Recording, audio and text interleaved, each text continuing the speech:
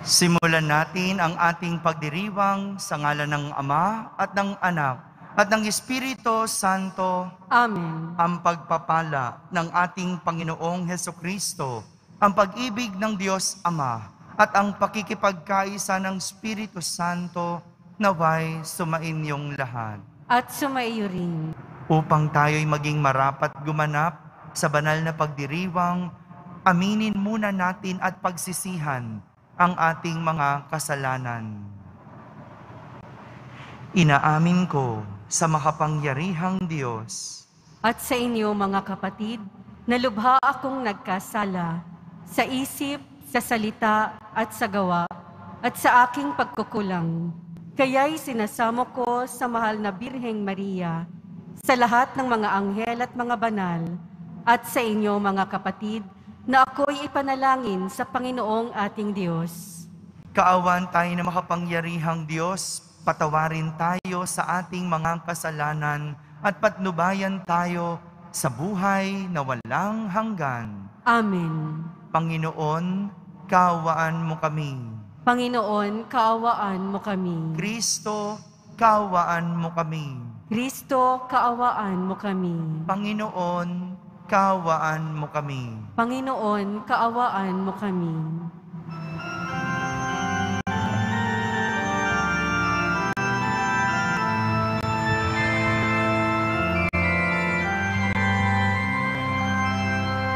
Luwalhati sa Diyos sa kaitaasan, kaloob sa lupa ay kapayapaan.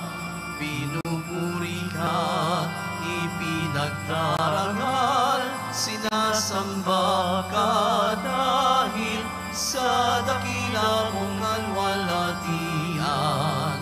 Panginoon naming Diyos sa ilang langit, habang makapangyarihan, Panginoong Jesucristo, bugtong na anak ng Diyos, Kordero ng Ama, ikaw na nag-aalis ng mga kasalanan ng sanlibutan. Tanggapin mo ang aming kahilingan, ikaw na naluluklok sa kanan ng Ama. Maawa ka sa amin, ikaw lamang ang banal, Panginoong Jesucristo, kasama ng Espiritu, sa walhati ng Ama. Amen. Amen. Amen. Amen.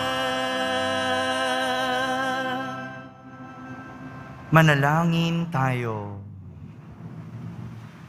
Ama naming makapangyarihan, ang pananampalataya, pag-asa at pag-ibig namin ay iyong dagdagan at gawin mong mahalin namin ang iyong mga kautusan upang sa mga pangako mo, kami ay maging dapat makinabang. Sa pamamagitan ni Jesucristo, kasama ng Espiritu Santo, magpa sa walang hanggan. Amen. Magsiupo na po ang lahat. Pagbasa mula sa aklat ni Propeta Jeremias. Ito ang sinasabi ng Panginoon. Umawit kayo sa kagalakan alang-alang kay Jacob. Ipagbunyi ninyo ang pinakadakilang bansa. Magpuri kayo at inyong ipahayag na iniligtas ng Panginoon ang kanyang bayan, ang mga nalabi sa Israel. Narito, sila'y ibabalik ko mula sa hilaga. Titipunin ko sila mula sa mga sulok ng sanlibutan, kasama ang mga bulag at mga pilay, ang mga inang may pasusuhin, pati yaong malapit ng mga anak. Sila'y talagang napakarami. Uuwi silang nag-iiyakan habang daan. nananalangin samantalang inaakay ko. Dadalhin ko sila sa mga bukal ng tubig para raanin sa maayos na landas upang hindi sila madapa, pagkat ang Israel ay para kong anak at si Ephraim ang aking panganay. Ang salita ng Diyos. Salamat sa Diyos. Gawa ng Diyos ay dakila, kaya tayo'y natutuwa. Gawa ng Diyos ay dakila, kaya tayo'y natutuwa. Nang lingapin tayo ng Diyos at sa Siyon ay ibalik, ang nangyaring kasaysayay parang isang panaginip. Lahat tayo ay natuwa, masasayang nagsiawit. Gawa ng Diyos ay dakila, kaya tayo'y natutuwa. Ang sabi ng mga bansang nagmamasid sa paligid, ang ginawa ng Diyos nila ay dakila, anong rikit. Dakila ngang masasabi, pambihira ang ginawa. Kaya naman kami ngayon, kagalakay, di kawasa.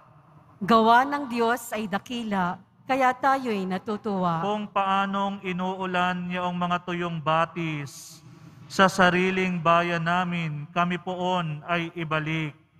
Silang mga nagbubukid na nagtanim na may luha, bayaan mo na mag-aning, masasaya't natutuwa. Gawa ng Diyos ay dakila, kaya tayo'y natutuwa. Yaong mga nagsihayong dalay binhit na nanangis, ay aawit na may galak, dalay ani pabalik. Gawa ng Diyos ay dakila, kaya tayo'y natutuwa.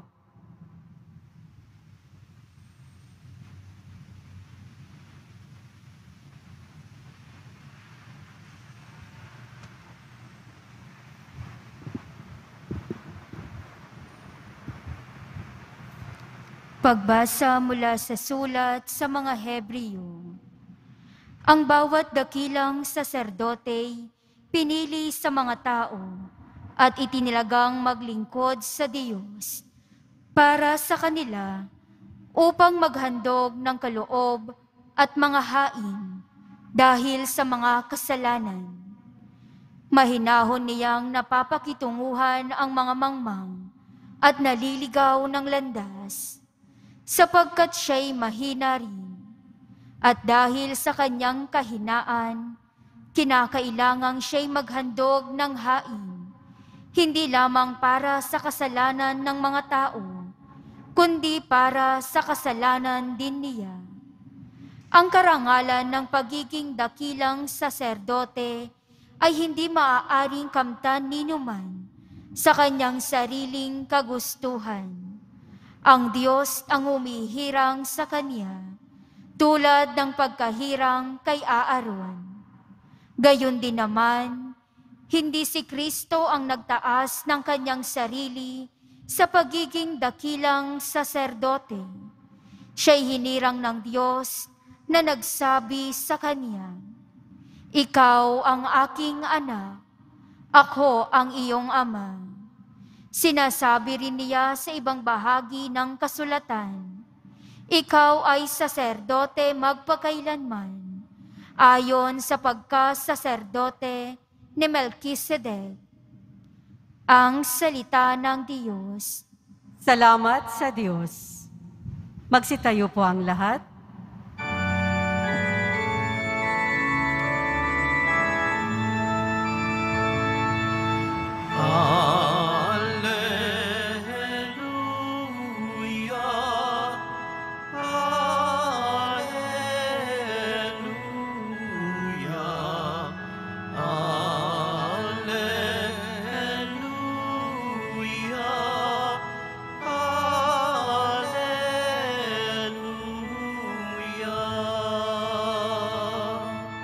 Si Kristo ay nagtagumpay, nalupig ang kamatayan, nagningning ang pagkabuhay. Alleluia,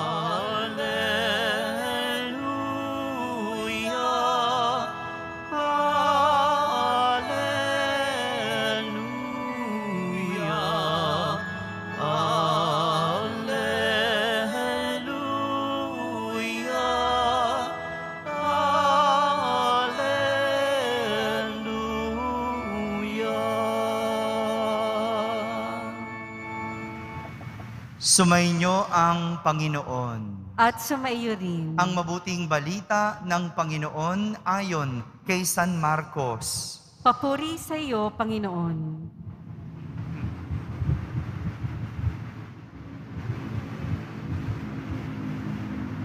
Noong panahong iyon, dumating si Jesus sa Jericho, kasama ang kanyang mga alagad at marami pang iba. Nang umalis na sila roon, may naraanan silang isang bulag na nakaupo sa tabi ng daan at namamalimos. Siya'y si Bartimeo, anak ni Timeo. Nang marinig niyang naroon si Jesus na taga Nazaret, sumigaw siya ng ganito, "Jesus, anak ni David, mahabag po kayo sa akin." Pinagsabihan siya ng mga tao at pinatatahimik. Ngunit lalo pa siyang nagsisigaw, "Anak ni David, mahabag po kayo sa akin." Tumigil si Jesus at kanyang sinabi, "Tawagin ninyo siya."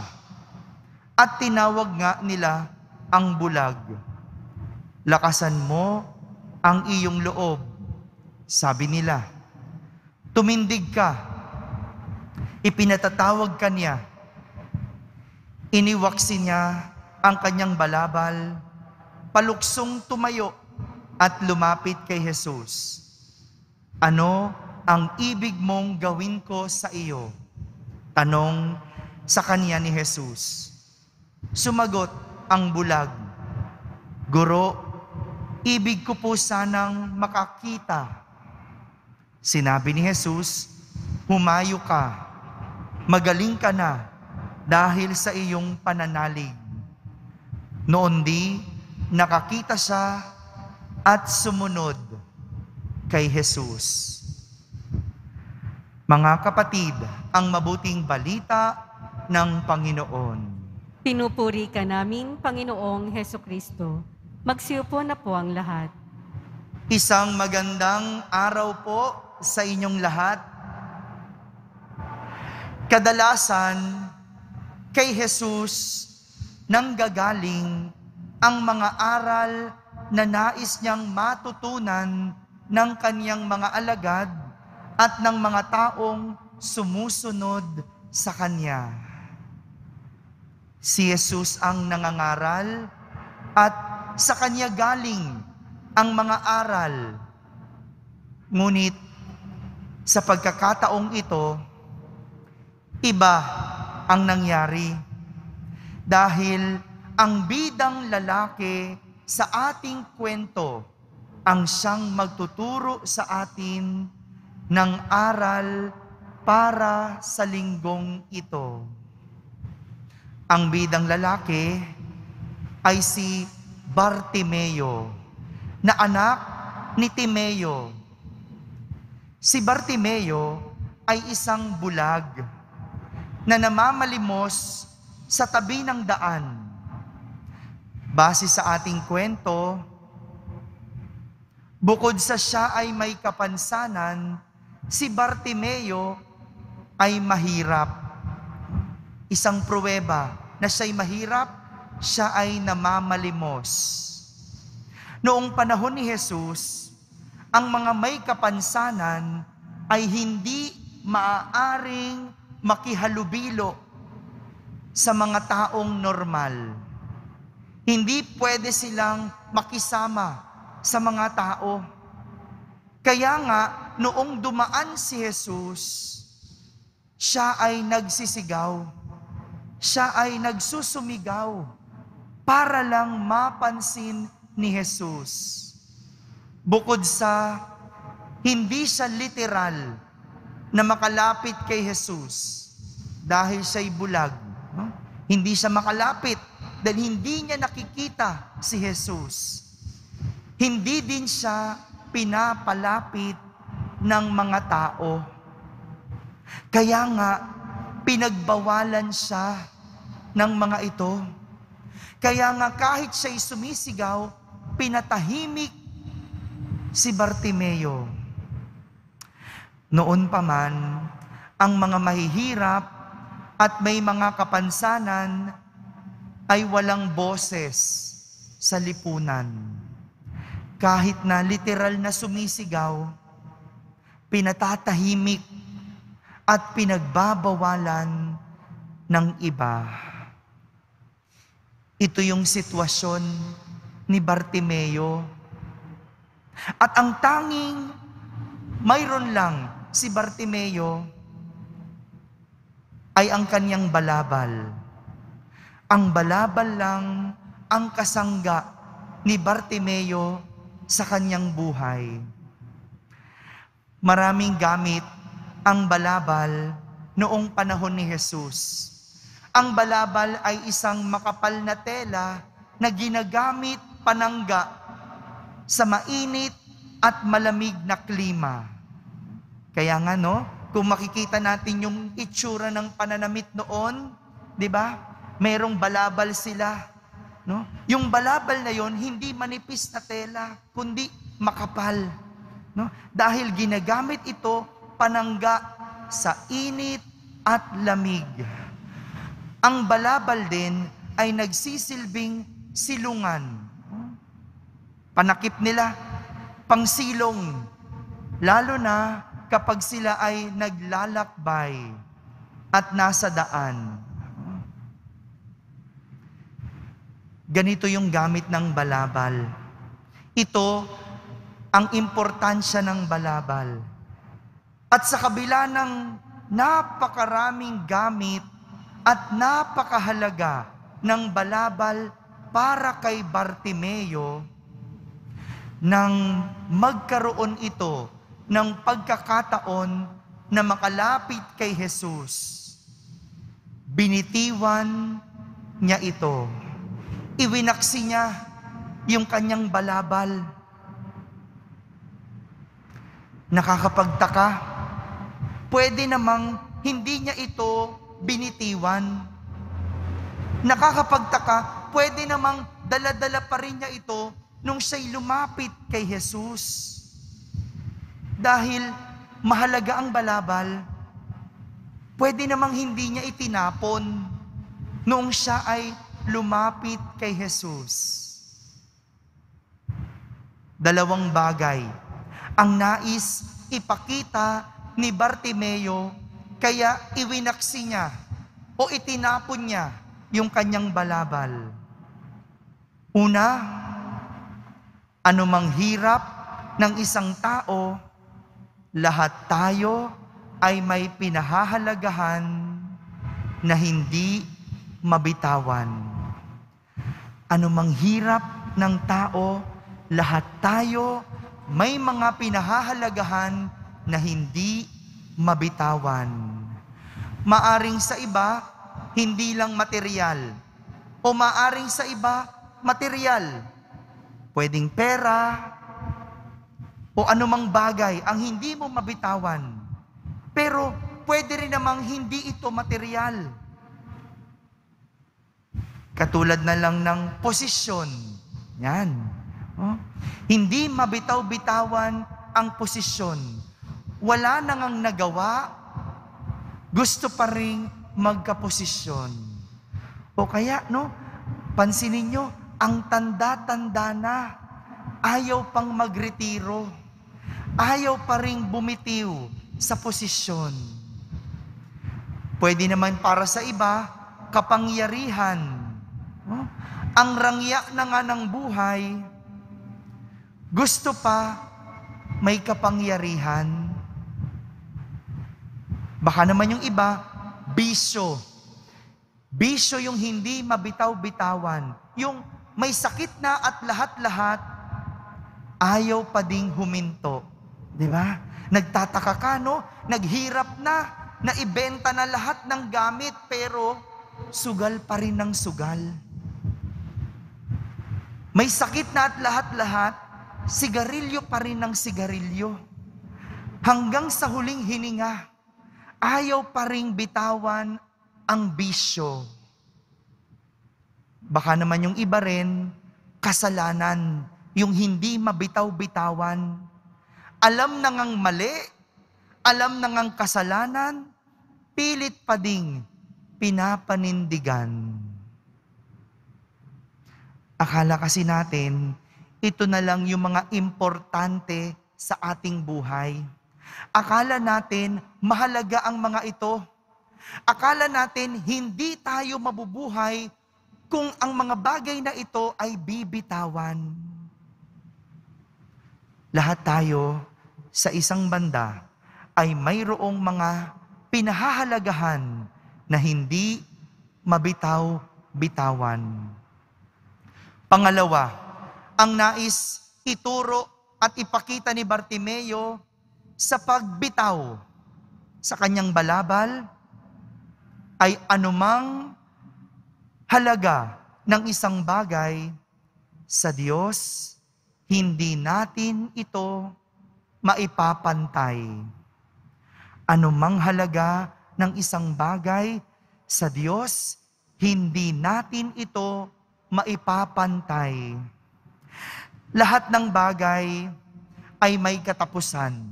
Lahat ng bagay ay mayroong hangganan. Kahit pa tila ayaw natin itong bitawan. No? Para sa iba, no? Akala nila walang katapusan ang kapangyarihan. Akala nila walang katapusan ang pera. Akala nila walang katapusan ang bisyo.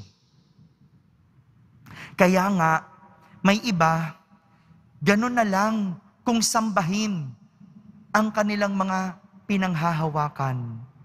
Ganun na lang kung paikutin ang mga ito sa kanilang mundo.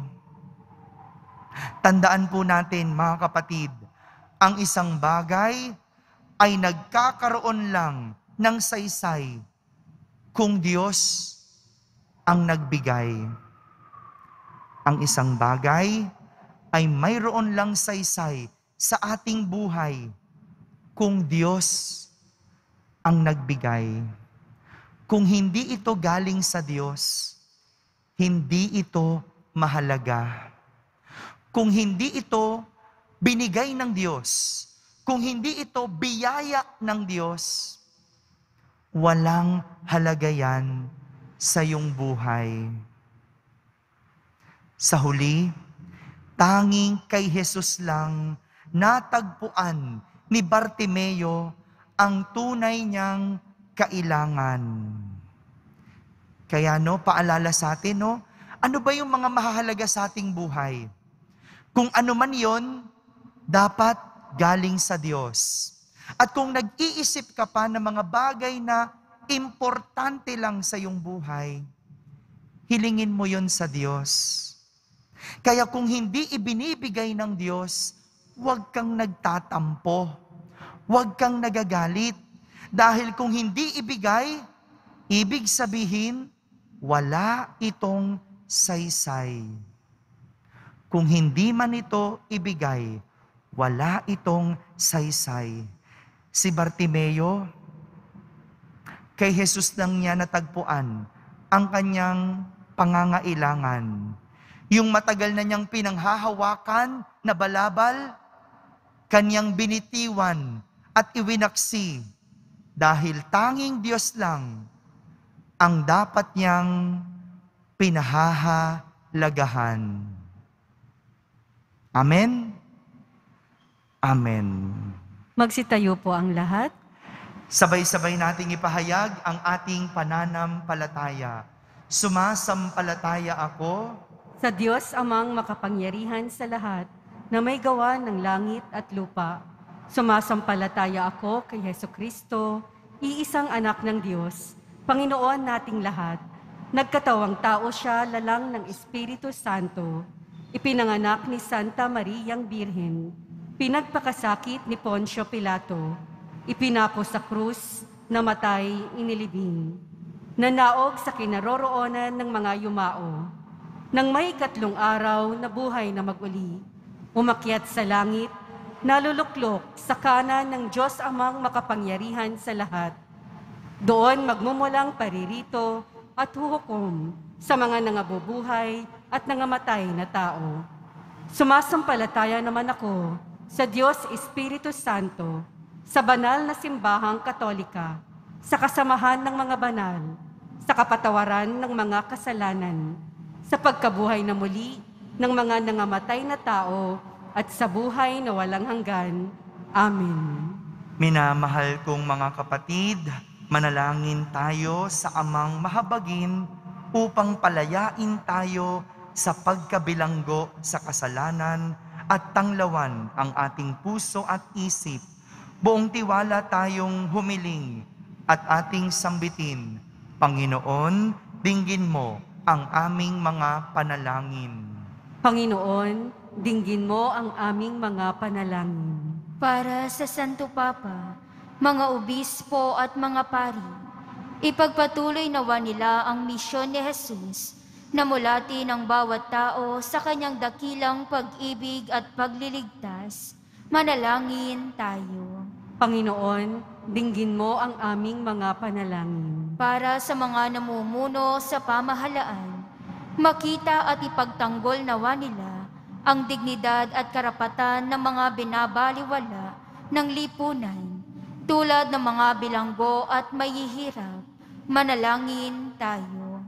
Panginoon, dinggin mo ang aming mga panalangin. Para sa mga bilanggo at mga biktima ng krimen, ang liwanag ni Kristo nawa ang maging daan nila sa pag-unawa, pagpapatawad, at sama-samang pagkilos sa pagbuo ng Kristiyanong sambayanan sa lipunan. Manalangin tayo.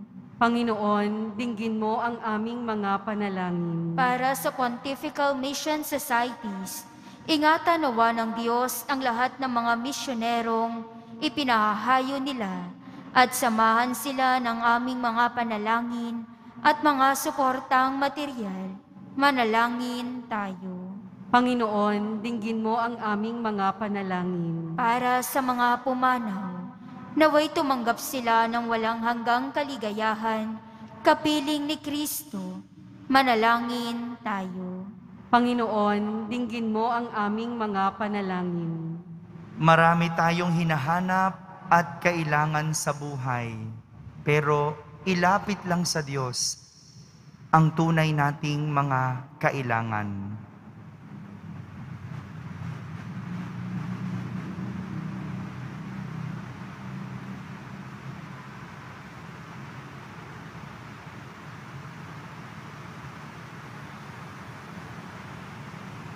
Manalangin tayo. Panginoon, dinggin mo ang aming mga panalangin. Diyos naming Ama, itulot mong makita namin ang panaghoy ng mga kapatid naming lubos na nangangailangan. Sa tulong ng iyong grasya, matulungan nawa namin sila, sapagkat anumang gawin namin sa kanila ay ginagawa na rin namin sa iyo. Hinihiling namin ito sa pamamagitan ni Jesucristo na anak mo at aming Panginoon. Amen. Magsiupo na po ang lahat.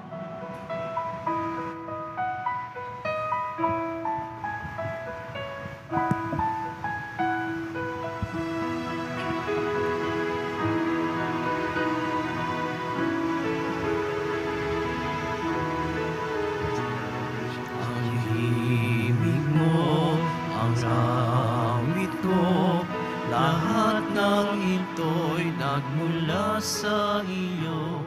Muling ihahandog sa'yo, buong puso kong inaalay sa'yo.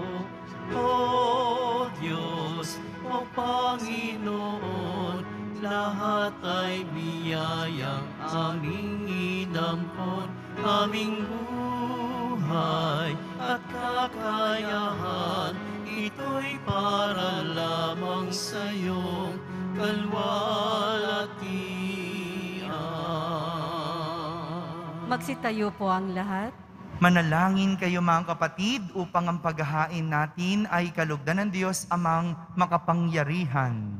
Tanggapin nawa ng Panginoon itong paghahain sa iyong mga kamay, sa kapurihan niya at karangalan, sa ating kapakinabangan at sa buong sambayanan niyang banal. Ama naming lumikha, tunghayan mo ang mga alay na aming inihahain sa iyong kadakilaan upang ang pagdilingkod na aming ginagampanan ay humantong sa iyong lalong ikadarangal sa pamamagitan ni Jesucristo kasama ng Espiritu Santo magpa sa walang hanggan. Amen. Sumainyo ang Panginoon. At sumaiyo rin. Itaas sa Diyos ang inyong puso at diwa. Itinaas na namin sa Panginoon. Pasalamatan natin ang Panginoong ating Diyos. Marapat na siya ay pasalamatan. Ama naming makapangyarihan, tunay ngang marapat na ikaw ay aming pasalamatan sa pamamagitan ni Jesucristo na aming Panginoon. Lubhang nabagbag ang kanyang loob sa pagkakamali ng tao sa sansinukob, kaya't minabuti niyang siya ay ipanganak ng birheng bukod mong pinagpala sa babaeng lahat. Sa labi ng imbing kamatayan, kami ay inagaw niyang nang namatay mong anak. Sa pagkabuhay niya, kami ay kanyang binuhay upang kaugnayan namin sa iyo ay wag magwakas. Kaya kaysa ng mga anghel na nagsisiawit ng papuri sa iyo ng walang humpay sa kalangitan, kami nagbubunyi sa iyong kadakilaan.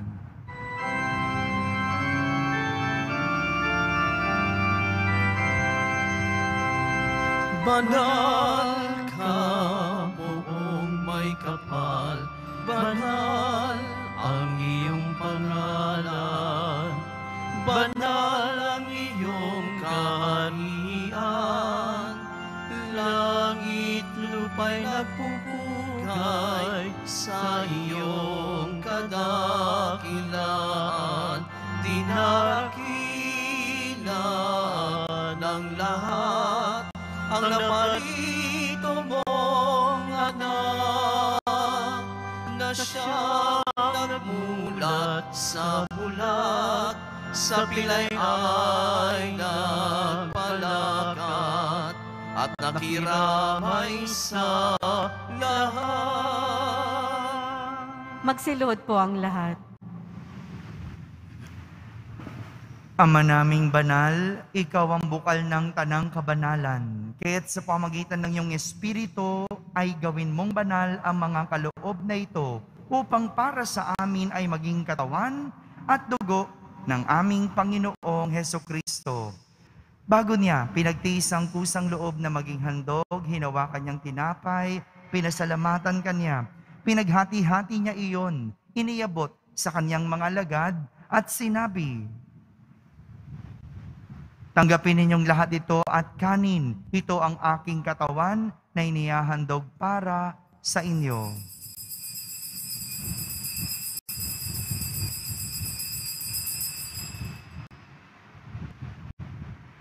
Kaya hindi naman matapos ang hapunan, hinawakan niyang kalis, muli kanyang pinasalamatan. Iniabot niya ang kalis sa kanyang mga alagad at sinabi, "Tanggapin ninyong lahat ito at inumin. Ito ang kalis ng aking dugo, ng bago at walang hanggang tipan. Ang aking dugo na ibubuhos para sa inyo at para sa lahat, sa ikapagpapatawad ng mga kasalanan. Gawin ninyo ito sa pag-alaala sa akin."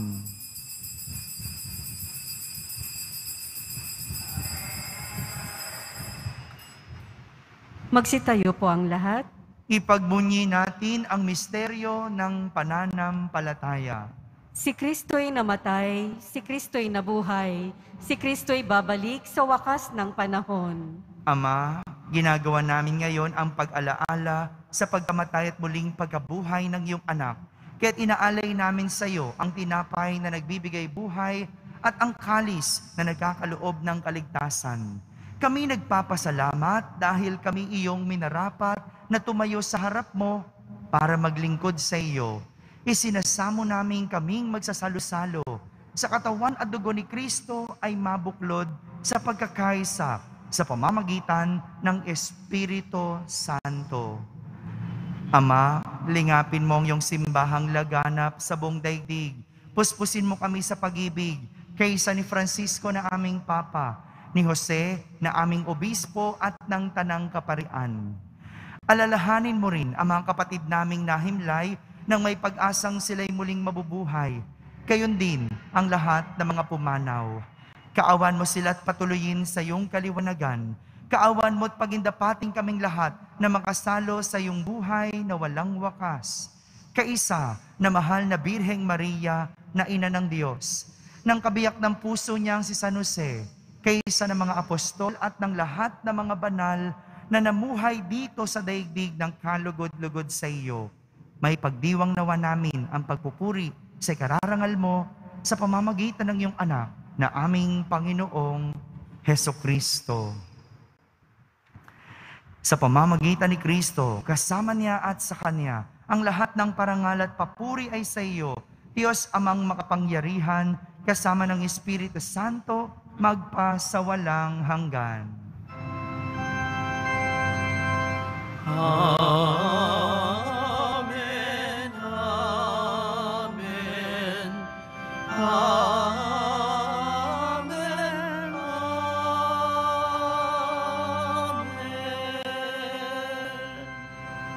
Sa tagubilin ng mga nakahagaling na utos at turo ni Jesus na Panginoon natin at Diyos, ipahayag natin ang lakas loob. Ama namin, sumasalangit ka. Sambahin ang ngalan mo. Mapasa amin ang kaharian mo. Sundin ang loob mo dito sa lupa para ng sa langit. Bigyan mo po kami ngayon ng aming kakanin sa araw-araw.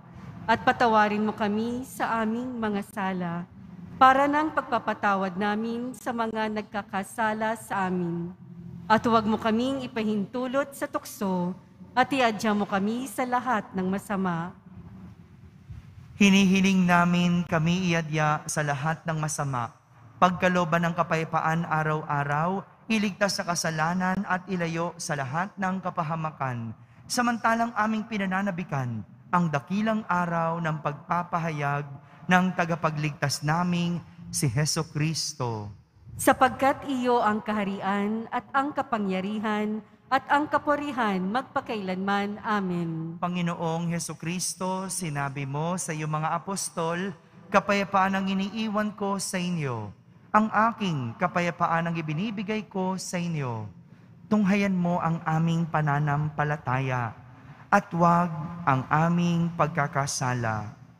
Pagkalooban mo kami ng kapayapaan at pagkakaisa ayon sa iyong kalooban, kasama ng Espiritu Santo, magpa sa walang hanggan. Amen. Ang kapayapaan ng Panginoon ay laging sumainyo. At sumaiyo rin. Magbigayin kayo ng kapayapaan sa isa't isa.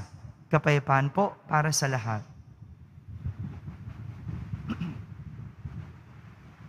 Kordero ng Diyos na nag-aalis ng mga kasalanan ng sanlibutan, maawa ka sa amin. Kordero ng Diyos na nag-aalis ng mga kasalanan ng sanlibutan, maawa ka sa amin. Kordero ng Diyos na nag-aalis ng mga kasalanan ng sanlibutan, ipagkaloob mo sa amin ang kapayapaan. Magsiluhod po ang lahat.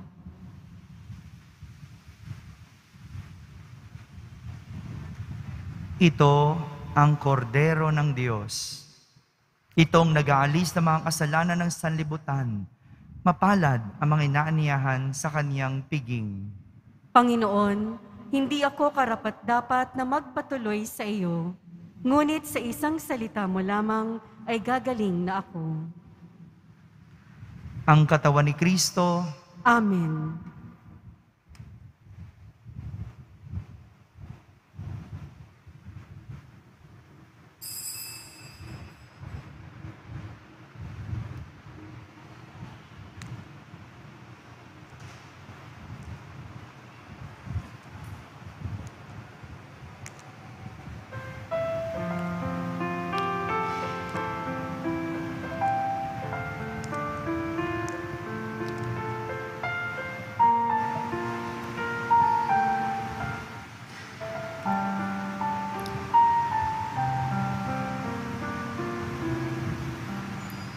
O Jesus, ilumin mo aking sugatang puso ng aking mahangod. kapwa ko kasing linggo. Hapis at paig,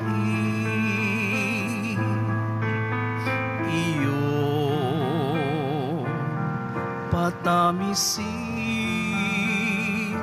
at hagkan ang sakit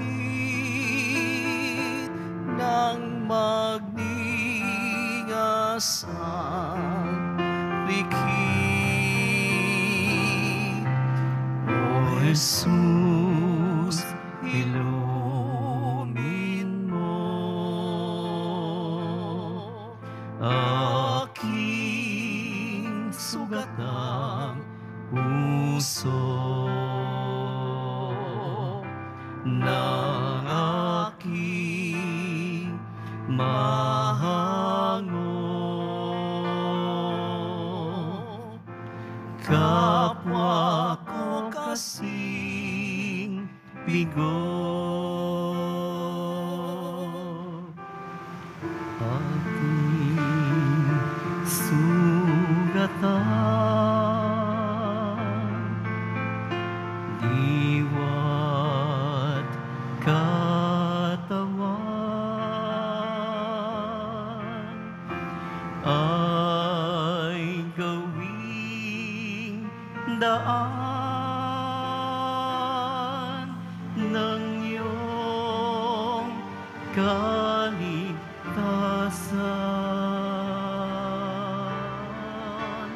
O Jesus, ilumin mo aking sugatang puso ng aking mahango.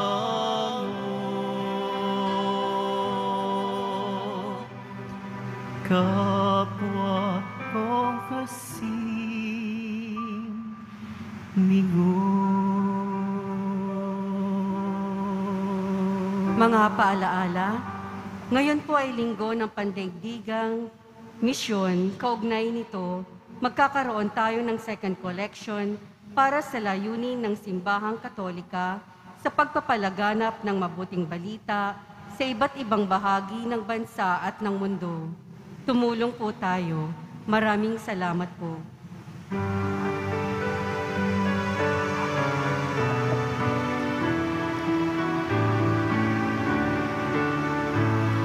Walang sinuman ang namumuhay para sa sarili lamang. Walang sinuman ang namamatay para sa sarili lamang. Tayong lahat ay may pananagutan sa isa't isa. Tayong lahat ay tinipon ng Diyos na kapiling niya. Tayo po ang lahat. Manalangin tayo. Ama naming mapagmahal, maging lubos nawa ang aming pakikinabang sa tinanggap namin sa piging mong banal, upang ang aming ginaganap ng lantaran ay siyang aming makamtang tunay. Sa pamamagitan ni Jesucristo, kasama ng Espiritu Santo, magpa sa walang hanggan. Amen. Sumainyo ang Panginoon. At sumaiyo rin. Pagbabasbas ng Poong Yesus Nazareno. Mahal na Poong Yesus Nazareno, inihayag mo sa pamamagitan ng krus ang walang maliw na pag-ibig ng Diyos sa sangkatauhan. Pakinggan mo ang kahilingan ng iyong angka na nagsusumamo sa iyo. Makamtanawan nila ang inyong katugunan at tanggapin ang kasagutan na may utang na loob na tinatanaw. Basbasan din po ninyo ang lahat na may karamdaman, nahihirapan, may mga dalang imahen at dasalan. Sa pamamagitan ng bendisyon na ito, naway maalala nila ang mga pangako nila noon sa binyag na ikaw ang kanilang iibigin at paglilingkuran bilang Panginoon magpa sa walang hanggan. Amen. At pagpalain kayo ng makapangyarihang Diyos, Ama, Anak, at Espiritu Santo. Amen. Tapos na po ang ating pagdiriwang, humaykeng taglay ang pag-ibig at kapayapaan ng Poong Yesus Nazareno. Salamat sa Diyos.